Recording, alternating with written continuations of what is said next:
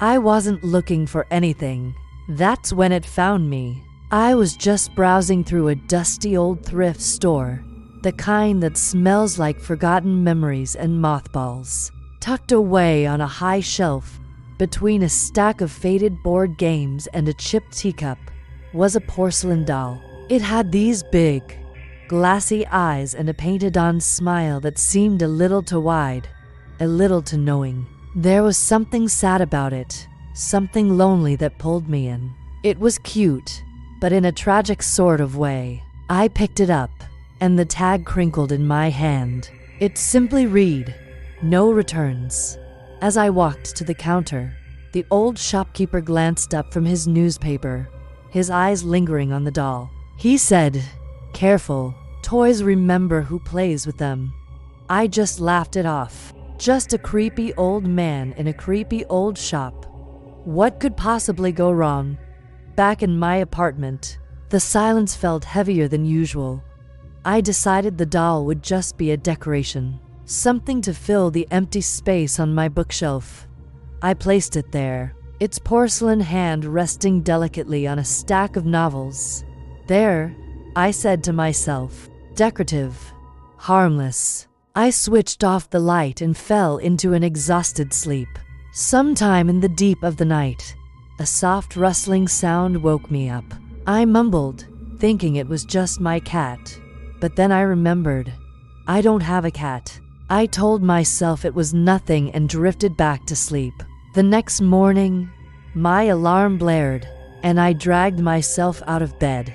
As I walked into the living room, I stopped dead in my tracks. The doll wasn't on the shelf anymore. It was sitting at my kitchen table, perched on a chair as if waiting for breakfast. I let out a nervous laugh, trying to rationalize it. It must have been a gravity prank, a weird balancing act that made it fall perfectly onto the chair. But as I reached out to touch it, my fingers brushed against its porcelain cheek. It was warm, and then I heard a faint, almost imperceptible click from inside its chest. Like a tiny, mechanical breath. Over the next few days, strange things started to happen. Little things. At first, I got a paper cut at work, but the sound wasn't the rip of paper. It was the sharp, tearing sound of plastic. Later that night, while looking in the mirror, I noticed my skin had an unusual sheen to it, almost like it was polished. I tapped my knuckles against the bathroom counter, and instead of a dull thud, there was a hollow, ringing sound. It sounded like porcelain. My heart started pounding. I looked over at the doll, still sitting on its shelf, and I could have sworn its hair was longer than before. The world felt like it was tilting, and I was losing my grip. That night, as rain lashed against my window, I heard a voice. It was soft, innocent, like a child's. "You're doing so well," it whispered. I spun around, my chair scraping against the floor. The doll. The voice was coming from the doll. You can't talk," I stammered. Its painted smile seemed to widen. "Shh," it cooed. "Don't scare yourself. You'll crack." My breath caught in my throat. "What are you doing to me?" I demanded, my voice trembling. The doll's head tilted slightly. "Fixing you," it said simply. Its tiny porcelain fingers tapped against the wooden shelf. "You were always so tired, so worn out, always breaking.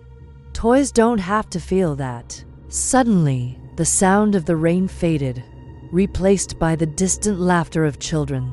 A memory, sharp and painful, flooded my mind. I was a little girl again, in a sun-drenched park with my best friend, Lucy. Her voice echoed in my head, "Promise you won't leave me." And my own small voice answering back, "I promise." The laughter cut out abruptly, leaving a chilling silence. Back in my apartment, shaking, I whispered her name, "Lucy." The doll's voice was cold now, devoid of its earlier sweetness. "You left," it said. I waited. My mind reeled. Lucy died. I cried out.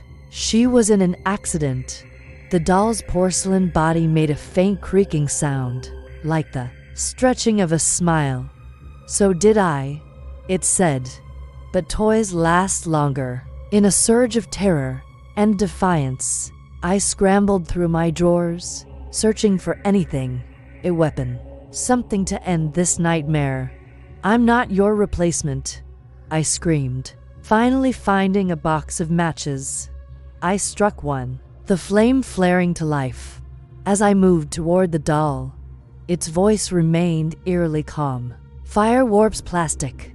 The flame flickered and died in my hand, as if blown out by an unseen force.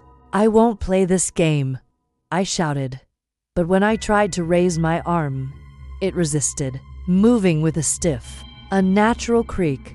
Panic seized me. Move, move. I begged my own body. The doll took a soft, tapping step closer. Careful, it warned. You're stiff when you fight it. It's almost your turn on the shelf. Then came the cracking.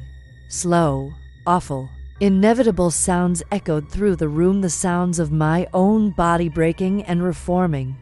My bones felt like they were turning to clay, my skin hardening into a smooth, cool shell. Please, I managed to whisper, my voice growing faint and distant. The doll, now standing where I had been, spoke again. But this time, the voice was mine, my own voice, twisted into a cheerful, empty command. Smile pretty, it said. A final, sickening click, like a lid snapping shut on a box, and then silence. The next morning, sunlight streamed through the window, and the sound of birds chirping filled the air. The apartment door opened, and a new, cheerful voice rang out. It was a new tenant, viewing the place. Oh, this place is cute, she said. She walked further into the room, her footsteps echoing slightly. She paused, and looked at these dolls. A single, faint porcelain creak broke the silence, and from a place deep inside the unmoving shell on the shelf, a tiny, trapped thought echoed, a whisper that no one would ever hear. No returns.